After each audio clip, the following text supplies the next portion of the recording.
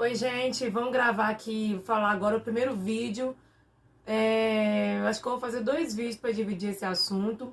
Agora nós vamos falar sobre as monarquias nacionais, a nova ordem política e econômica.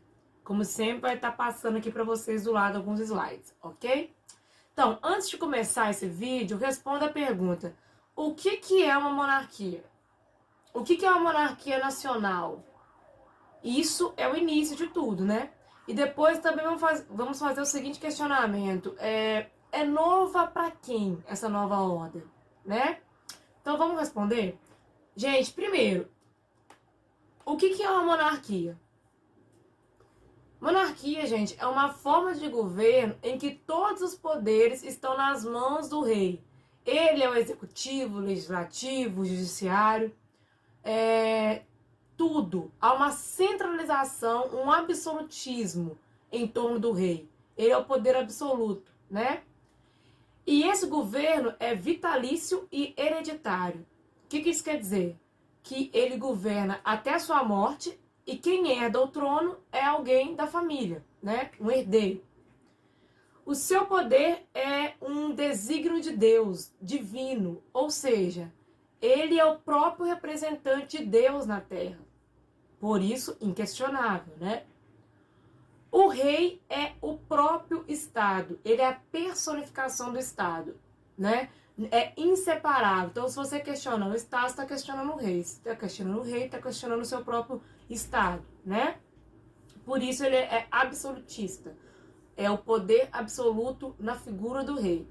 Então, gente, a base da monarquia era a centralização de todo o poder do Estado na figura de uma pessoa, o rei. Coloquei até uma ilustração aqui de um exemplo, né? Luís XIV, o rei da França, conhecido como Rei Sol, né?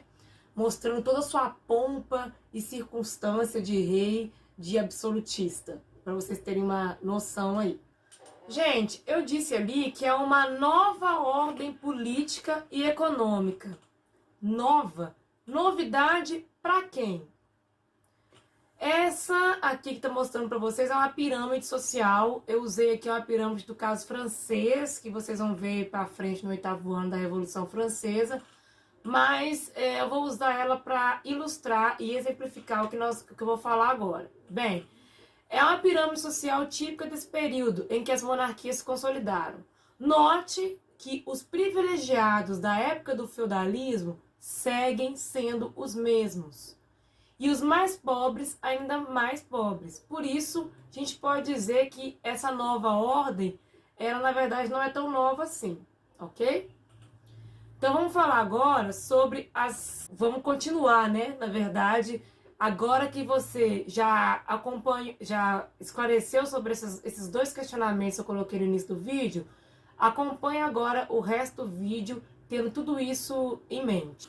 Gente, qual foi a condição para que essa nova ordem fosse possível? Primeiro, a centralização monárquica. A centralização monárquica, gente, garantiu que a figura central do rei, de justiça, administração, segurança, já que o exército agora ficava a cargo do rei, né? Ele que garantia a segurança do reino, a segurança das pessoas, né? Tudo isso dá mais estabilidade para que evitasse revoltas populares, por exemplo, como as revoltas que aconteceram no final da Idade Média, as revoltas camponesas, que acabaram prejudicando ou ameaçando a estabilidade da nobreza. A centralização monárquica trouxe estabilidade, essa é a palavra. Segundo, a parceria entre o rei e a burguesia. Gente, essa parceria fez desenvolver novas práticas econômicas. O rei, ele unifica pesos, medidas, ele favorece a burguesia, né? Ele cria formas de que a burguesia consiga desenvolver, né? E assim desenvolver a economia. E a burguesia, por sua vez, ela apoia o rei porque ela leva vantagem nessa instabilidade proporcionada pela centralização monárquica. Então, é uma parceria que dá muito certo no desenvolvimento político e econômico das monarquias. Então, gente, se for pensar a respeito do feudalismo, da Idade Média, houve mudanças ou permanências nessas monarquias centralizadas? Gente, a crise do feudalismo leva à necessidade de promover uma centralização. E qual que era o objetivo, gente? Se você for olhar, o objetivo era garantir os privilégios. É isso que eu fecho aqui, essa parte das monarquias centralizadas, com esse pensamento. Gente, as novas monarquias. Que monarquias são essas? Estou colocando aqui a imagem das monarquias que a gente vai ver agora no vídeo. As monarquias modernas foram se formando em diferentes tempos, elas não se formaram na mesma época, né? Portugal e Espanha foram as primeiras, século XIII, Alemanha e Itália lá no século XIX. Nesse meio tempo, França e Inglaterra.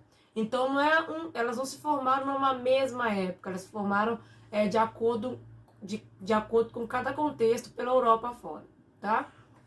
Vamos falar das duas primeiras que tiveram o processo mais precoce de formação, Portugal e Espanha. Primeiro, vamos nos localizar geograficamente. Portugal e Espanha ficam nessa região que, na época da formação das monarquias, eram conhecidas como a Península Ibérica. Os dois ficavam juntinhos, tá vendo? Portugal mais na ponta, aqui, tá aparecendo para vocês aí circulado em vermelho, a região da Península Ibérica. Portugal mais aqui na ponta, né, voltado mais pro oceano. E Espanha um pouco mais atrás, né?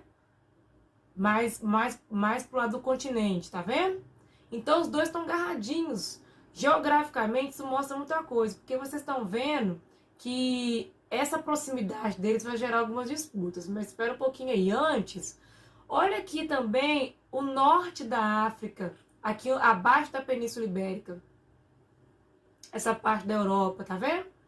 Gente, daqui dessa região do norte da África, migraram diversos povos, os mouros, que dominaram na Idade Média a Península Ibérica. Eram povos da maioria árabes, de religião islâmica, né? É importante saber disso por quê?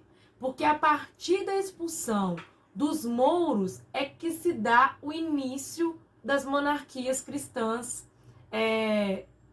de Portugal e Espanha.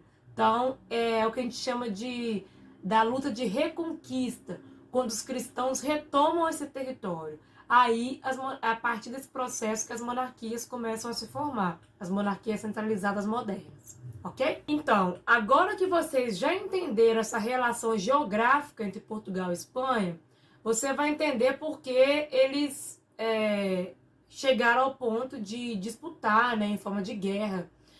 Dessa disputa chamada Revolução de Aves, Portugal sai vencedor e ascende a dinastia de Aves, a primeira dinastia portuguesa. E a partir dessa dinastia de Aves, começam os processos típicos da monarquia centralizada portuguesa, como a expansão marítima. Já em 1492, os espanhóis terminam o processo de expulsão dos mouros e são os próximos a centralizar sua monarquia sobre o reino de Castela e Leão.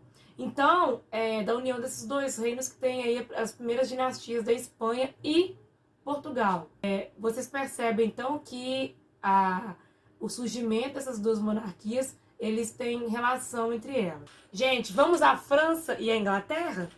Na França e na Inglaterra, a formação da monarquia foi resultado de uma guerra também, a Guerra dos 100 Anos. Uma disputa pelo trono francês e uma disputa territorial também entre a França e a Inglaterra. A França, com todo o seu nacionalismo, ganha e forma a sua monarquia centralizada. A Inglaterra foi um pouco depois. Após a derrota da Guerra dos 100 Anos, ela entra numa guerra civil, que tem o nome de Guerra das Duas Rosas, relacionado ao nome das duas grandes famílias da Inglaterra. A monarquia lá na Inglaterra se forma depois dessa guerra civil sob a união da nobreza e dessas famílias, né, influentes e da burguesia. Aquela parceria que a gente falou lá no início da aula, entre burguesia e nobreza. E assim, então, se forma as monarquias da França e da Inglaterra.